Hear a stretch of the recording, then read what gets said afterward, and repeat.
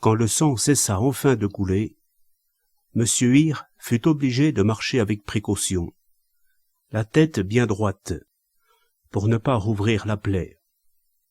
Une pointe de ses moustaches tombait, et le sang mêlé d'eau avait étendu sur son visage un lavis rose d'aquarelle.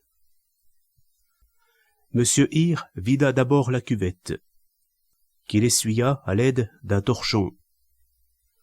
Son regard s'arrêta ensuite sur un poêle de fonte qui était froid. À part l'immobilité de la tête, qu'il portait comme un corps étranger, il était le même homme que dans le tramway, dans le métro ou dans la cave de la rue Saint-Maur. Calme et mesuré dans tous ses gestes, qui semblaient aussi ordonnés que les rites successifs d'une cérémonie. Il prit un journal dans la poche de son pardessus et, après l'avoir froissé, le poussa au fond du poêle. Sur le marbre noir de la cheminée, il y avait une botte de petits pois qu'il dispersa sur le papier. Il était enveloppé de silence et de froid. Les seuls bruits étaient ceux qu'il faisait en heurtant le tisonnier ou le seau à charbon.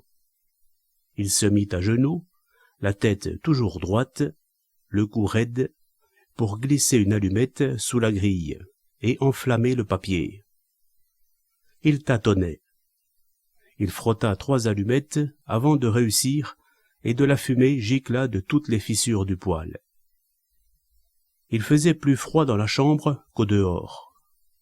En attendant la chaleur du feu, M. Hir remit son pardessus, un gros pardessus de ratine noire, à col de velours, et il ouvrit le placard qui lui servait de cuisine, alluma un réchaud à gaz, versa de l'eau dans une casserole. Sa main rencontrait les objets sans les chercher. Il posa un bol sur la table, un couteau, une assiette, puis il réfléchit, remit l'assiette dans l'armoire, sans doute parce qu'il se souvenait que l'incident de la loge l'avait empêché de faire son marché. Il lui restait du pain et du beurre. Il prit du café moulu dans une boîte à biscuits, fronça les sourcils, regarda le poêle qui ne fumait plus, n'émettait plus son ronflement. Le bois était consumé et le charbon n'avait pas pris. Il n'y avait plus de bois sur la cheminée. M. Hir sourcilla, puis versa l'eau bouillante du réchaud sur le café moulu et se chauffa les mains. À droite de la chambre, il y avait un lit, un lavabo et une table de nuit. À gauche, le placard au réchaud et une table couverte d'une toile cirée. Assis devant cette table, M. Hir mangeait du pain beurré, buvait du café, posément, en regardant devant lui. Quand il eut fini, il resta encore un moment immobile, comme incrusté dans le temps, dans l'espace.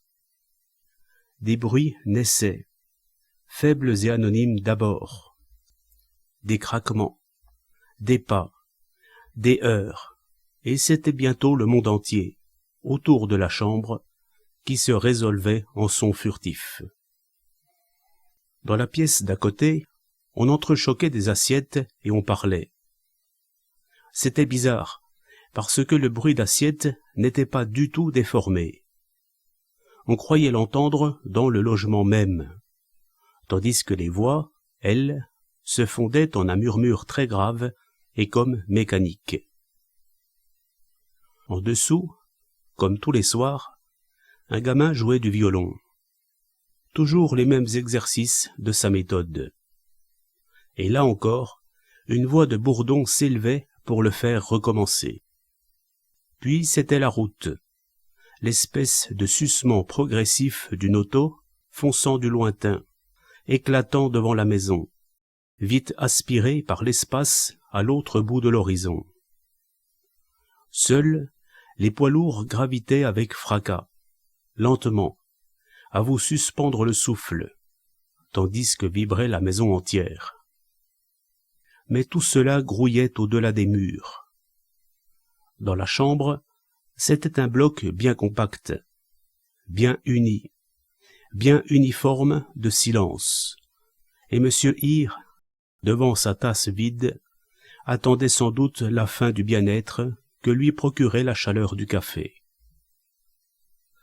Alors, il se leva, boutonna son pardessus, enroula une écharpe à son cou. Il prit le bol dans lequel il avait bu, et le lava sous le robinet, l'essuya avec un drap qui pendait à un clou, et le remit dans le placard. Sur un carton que cet usage avait graissé, il ramassa les miettes de pain qu'il jeta dans le poêle, s'approcha du lit qu'il ouvrit.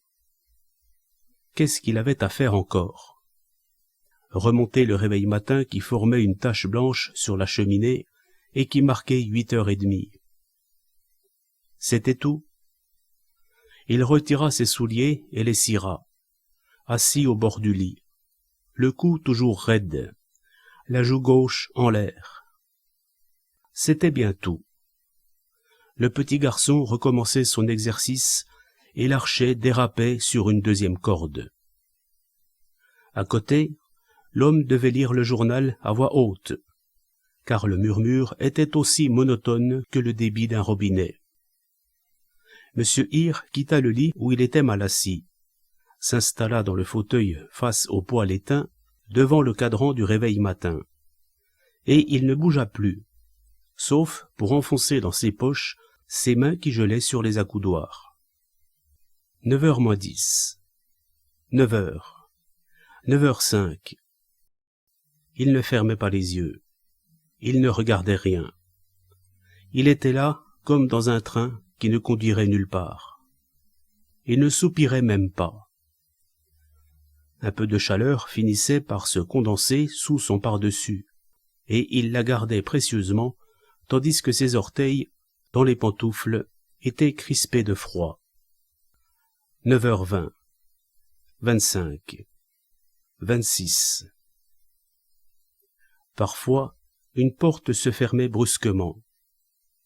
Des gens descendirent l'escalier dans un tel vacarme qu'il semblait trébucher à chaque marche. On arrivait petit à petit à entendre le sifflet de l'agent du carrefour. 9h27.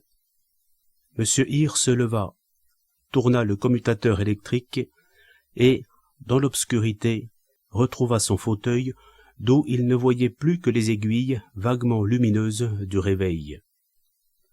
Ce ne fut qu'à 10h qu'il s'impatienta, en ce sens que ses doigts bougèrent dans ses poches. Les locataires d'à côté dormaient, mais ailleurs, un bébé criait, et sa mère faisait pour le rendormir. La. Monsieur Hir se leva, marcha vers la fenêtre au-delà de laquelle il n'y avait que du noir. Peu après, une lumière jaillit à 3 mètres de lui, à peine. Une fenêtre s'éclaira. Une chambre dont on distinguait les moindres détails.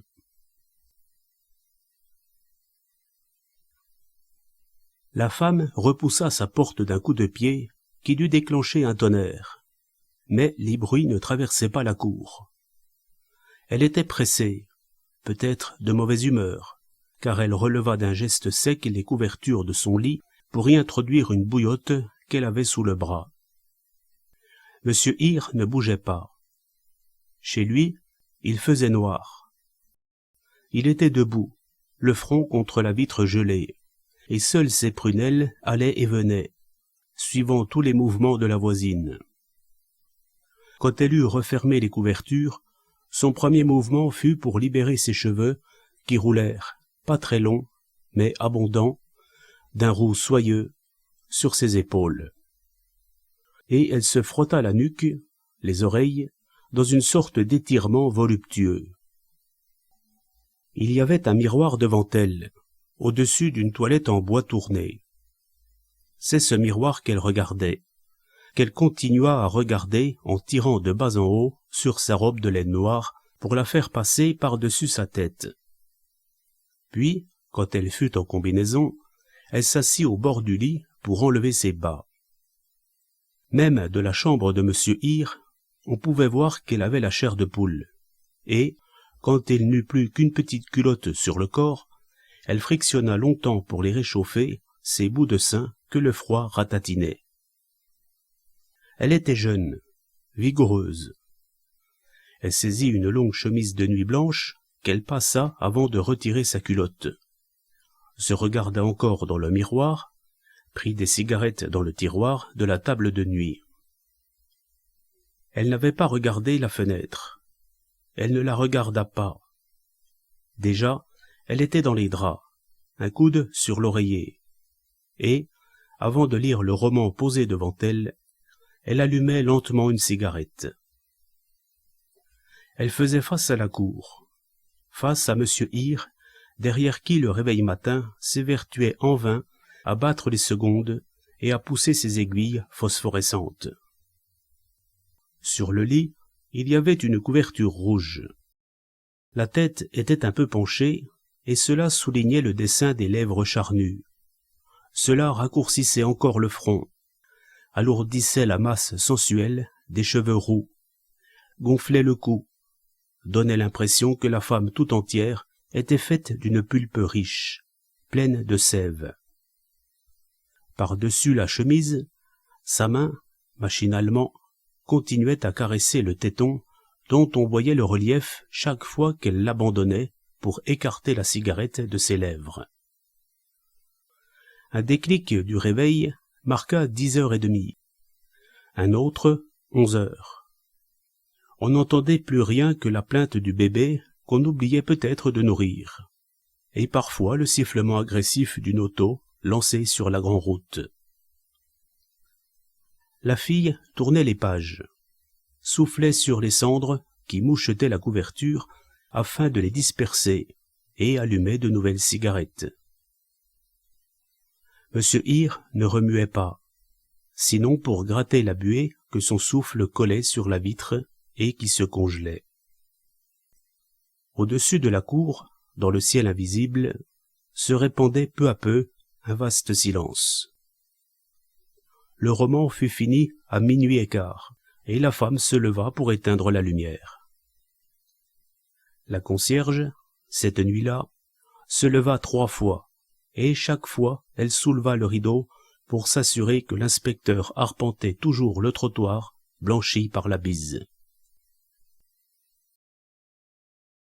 Les vitres couvertes de givre ressemblaient à du verre dépoli.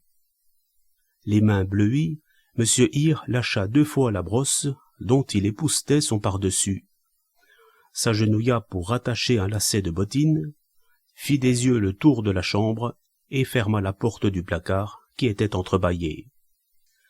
Il n'avait plus qu'à prendre sa serviette et à mettre son chapeau.